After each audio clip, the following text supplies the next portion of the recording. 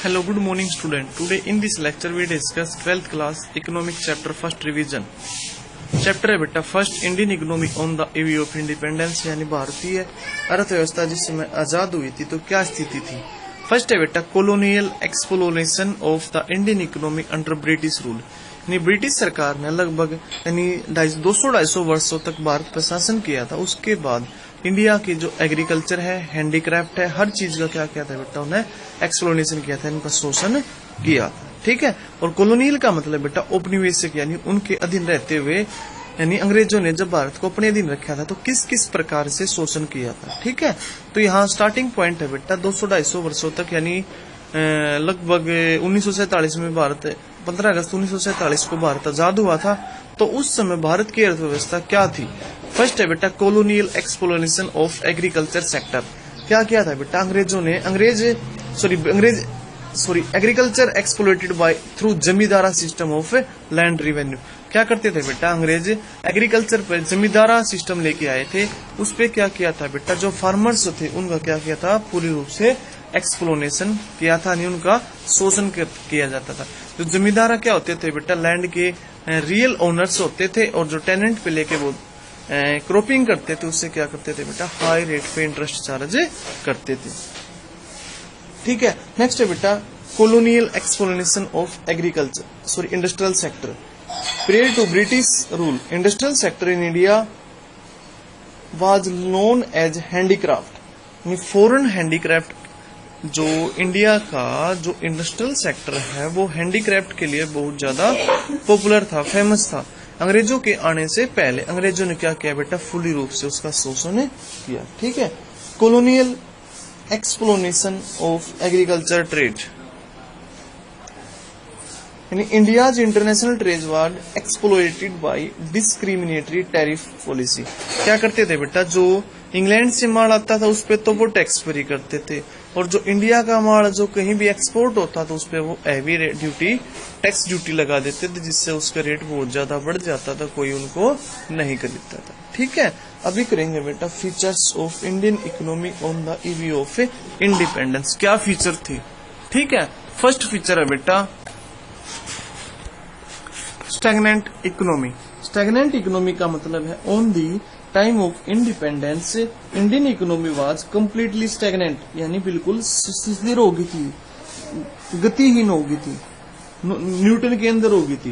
यानी 1860 से लेके 1945 तक rate of per capita income was very low, यानी 0.5% per annum, and between 1925 to 50 it was only 0.1% per annum, यानी 0.1% ही पर कैपिटा इनकम के अंदर वृद्धि, यानी नॉमिनल इंक्रीमेंट था पर कैपिटा इनकम में। ठीक है।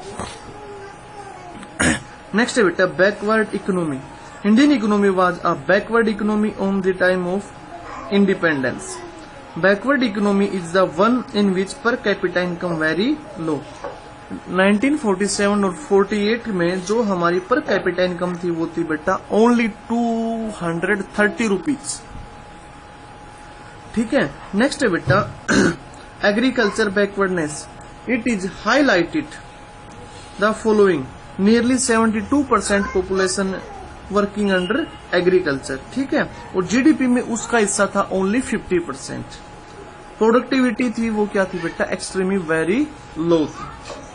फूड ग्रेन प्रोडक्शन था बेटा वो बिल्कुल लो था, और वो उसका रिकॉर्डेड हमारी जो क्वांटिटी थी वो थी 527 लाख टन थी, बहुत ही कम प्रोडक्शन था। Industrial backwardness, here fact are underlined significance, यानी जो इंडस्ट्रियल बैकवर्डनेस है इसके अंदर क्या दिखा रखा है कि जो there was a virtual lack of basic and heavy industry, ना तो कोई भी बेसिक एंड हैवी इंडस्ट्री थी। Production of machine was almost क्या था बेटा, नेग्लिजिबल था, बिल्कुल ही कम था, प्रोडक्शन था ही नहीं। Small scale and cottage industry almost ruined, सब क्या कर दिए थे बेटा, अंग्रेजों ने उसको बिल्कुल ही खत्म कर दिया था। Rampant poverty, bulk population was very poor, बहुत ज्यादा जनसंख्या थी बेटा, वह तो क्या थी, पुअर थी। और जो पॉवर्टी दिन पे दिन बढ़ रही थी। पूरा इंफ्रास्ट्रक्चर, जो लैंड रोड ट्रांसपोर्ट फैसिलिटी थी बेटा, वो बिल्कुल ही पुअर थी। Heavy dependency on import, India ज्यादातर किस पे डिपेंड था, हमारा जो डिपेंडेंसी थी वो किस पे थी बेटा, इम्पोर्ट पे था। Limited urbanisation, at the time of independence bulk of population India lived in village, यानी सबसे ज्यादा जनसंख्या कहाँ रहती थी बेटा, विलेजेस के अंदर रहती थी। जो लगभग 1947 के अंदर अप्रोक्सीमेटली जो पॉपुलेशन थी वो किसके अंदर रहती थी बेटा, विलेजर्स के अंदर रहती थी।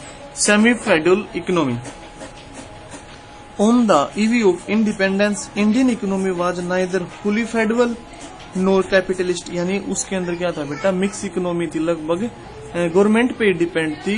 कैपिटल जो है इकोनॉमी इंडिया के अंदर उस टाइम पे नहीं थी। Colonial economy, Indian economy was a colonial of British government, it implied exploration of Indian economy for the benefit of British economy, यानी जो भी काम होते थे बेटा वो किसके लिए होते थे, ब्रिटिश गवर्नमेंट की हेल्प के लिए होते थे। तो आज यहीं तक करते हैं, बाकी रिमेनिंग चैप्टर कल करेंगे। Thank you, have a nice day.